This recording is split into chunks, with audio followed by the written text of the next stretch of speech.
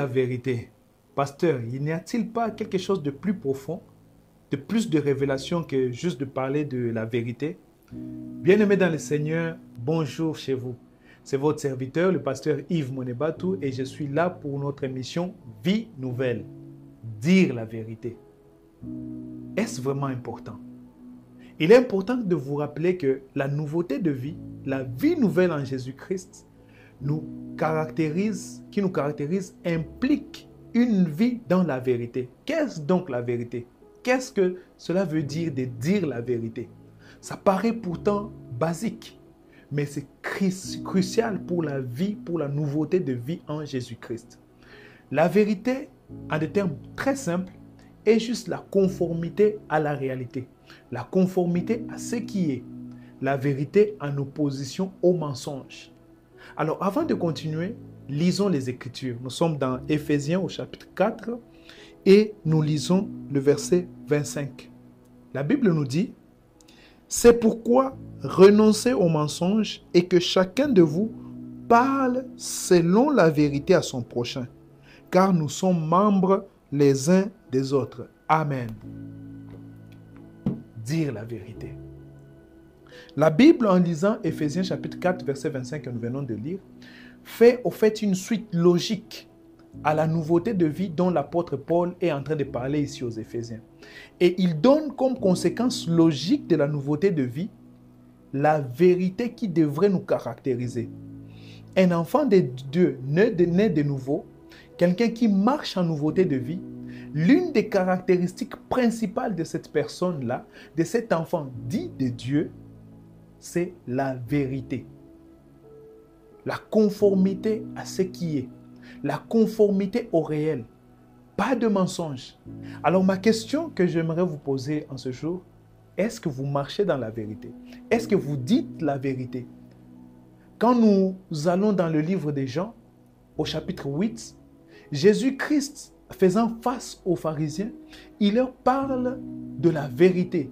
Il dit: ceux qui veulent être mes disciples connaîtront la vérité et la vérité les affranchira. Et en dessous, vers le verset 40-41, il parle du diable comme père du mensonge.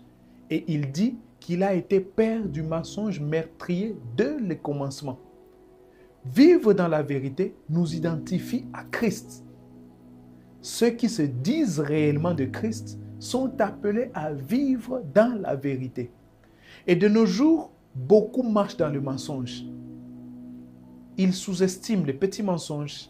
Ils sont en retard et comme j'aime bien le dire, ils disent qu'ils sont bloqués dans les embouteillages juste parce qu'ils veulent cacher qu'ils se sont juste réveillés en retard ou ils ont eu d'autres programmes.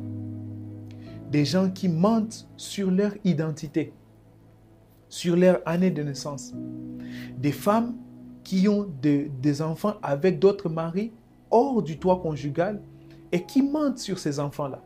Le père vit, il a 4 enfants et pendant plusieurs années, il pense que tous ses enfants sont à lui. Mais malheureusement, ils ne le sont pas tous. La vérité, est-ce qu'elle caractérise votre vie de tous les jours? Est-ce que vous dites la vérité? Est-ce que vous présentez les choses telles qu'elles sont?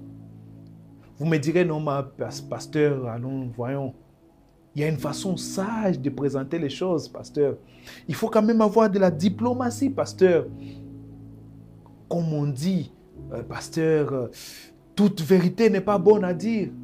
Bien-aimés dans le Seigneur, la nouveauté en Jésus-Christ implique la vérité. Et comme nous l'avons dit au commencement, la vérité, c'est juste présenter les faits tels qu'ils sont, sans y ajouter autre chose, sans y ajouter des épices. Et comme nous l'avons mentionné, quand nous disons la vérité, quand nous marchons dans la vérité, nous nous identifions à Christ. Dans le livre des Jean chapitre 8, Jésus identifie le diable comme le père du mensonge. Et il est triste de constater que beaucoup de chrétiens ne marchent pas dans la vérité. Et pire encore, ils ne disent pas la vérité. Ils présentent des choses différemment. Ils disent des choses sous une autre manière au lieu de présenter les choses telles qu'elles sont. Et quand nous ne marchons pas dans la vérité, quand nous ne présentons pas les choses telles qu'elles sont, nous devenons liés. Nous ouvrons beaucoup de portes au diable et nous ne devenons pas recommandables. Combien de serviteurs ne marchent-ils pas dans le mensonge? Vous mentez pour avoir de l'argent. Vous mentez pour avoir de la faveur.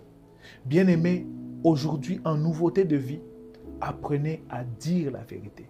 L'apôtre Paul ici dit que nous devrions donc renoncer au mensonge. Le mensonge est à l'opposé de la vérité. Le mensonge, c'est de présenter les choses qui ne sont pas, de donner une fausse identité de vous, de vous déclarer autrement de ce que vous êtes. Christ nous veut véridiques. Alors vous me poserez la question, pasteur, que ferons-nous pour marcher dans la vérité? Que ferons-nous pour dire la vérité? Bien-aimés, c'est tout à fait simple. La Bible dit, renoncez au mensonge et que chacun de vous parle selon la vérité à son prochain. Dire la vérité, c'est présenter les choses telles qu'elles sont. Vous n'avez pas d'argent, pas besoin de faire le riche ou le richard. Dites simplement qu'il n'y en a pas. Vous êtes en retard comme nous l'avons dit au début. Excusez-vous. Dites, excusez-moi pasteur, excusez-moi cher manager, je suis en retard. Vous n'avez pas de quoi payer vos dettes. Pas besoin d'imaginer une histoire. Excusez-vous, présentez les choses telles qu'elles sont. C'est aussi simple que ça. Alors, l'une des choses qui fait à ce que nous n'arrivons pas à dire la vérité, c'est parce que des fois, nous ne voulons pas salir notre image. La vérité affranchit. Vous voulez être libre, dites la vérité. Beaucoup de gens sont dans des liens occultes. Beaucoup de gens sont esclaves des mensonges qu'ils ont présentés. La vérité vous rendra libre. Préférez être haï, ne pas être approuvé, mais présenter la vérité. Ne soyez pas appréciés pour ce que vous n'êtes pas. Et la grandeur d'un enfant de Dieu, la grandeur d'un serviteur, c'est de vivre selon cette vérité en Christ. Simple, présenter les choses telles qu'elles sont. Femme au foyer, homme marié, cet enfant, vous l'avez eu hors mariage, vous vous engagez dans les fiançailles, dites ouvertement à votre fiancé, avant de vous connaître, avant d'être avec vous, j'ai eu un enfant à l'extérieur. J'ai eu cet enfant dans mon adolescence. Ça va créer tout ce que ça va créer. Mais la grandeur de cela, c'est que vous auriez dit la vérité. Vous serez libre, libre de vivre. Et vous serez affranchi. Et vos prières auront de l'impact quand vous marcherez dans la vérité. Quand vous prêcherez selon cette vérité-là. Quand vous n'essaierez pas de décorer les choses, vivez dans la vérité et vous serez libre. Il n'y a pas de grand ni de petit mensonge. Il y a tout simplement le mensonge. Et quand vous êtes dans la vérité, vous serez recommandé.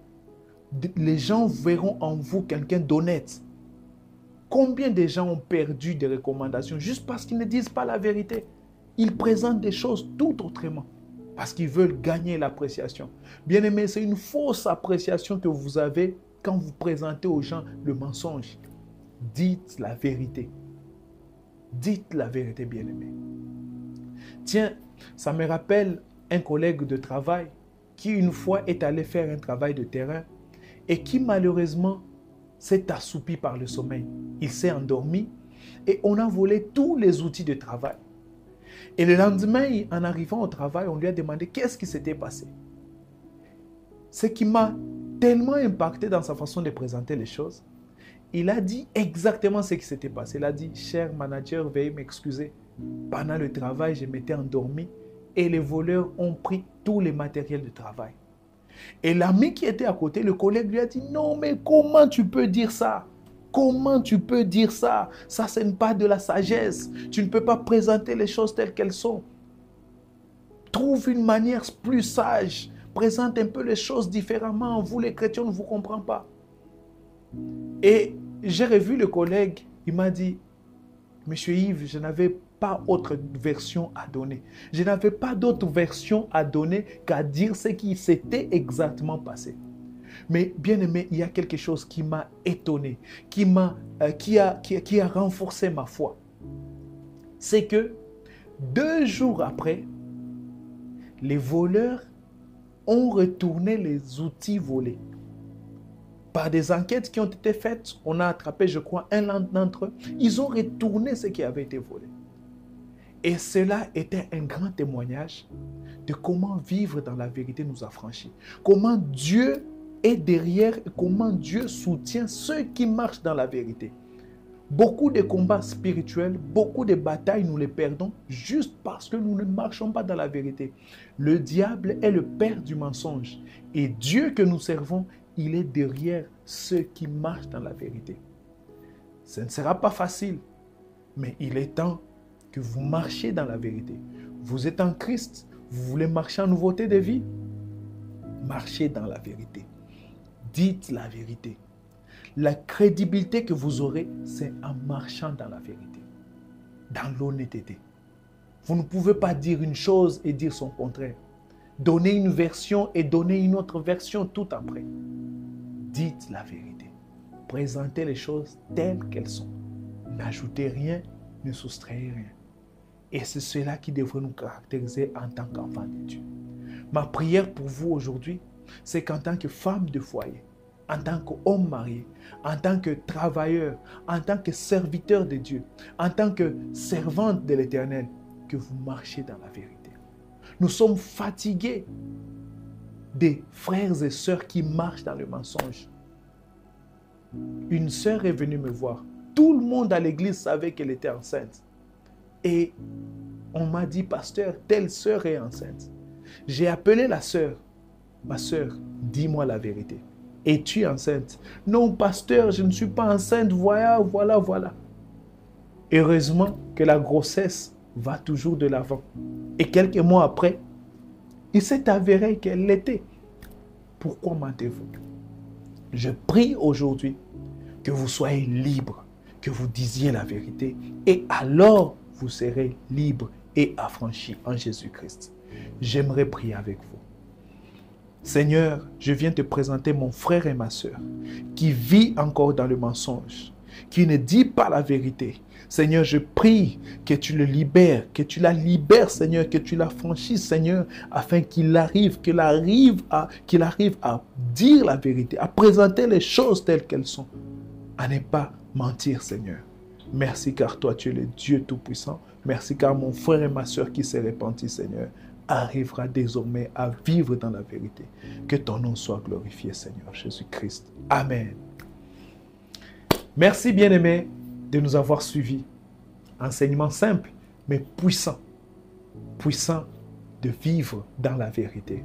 Alors, ne manquez pas de nous suivre sur Metanoia TV, mais aussi sur toutes nos plateformes, sur Facebook, Evinej, Vie Nouvelle en Jésus-Christ, mais aussi sur YouTube, Evinej, New Life in Christ.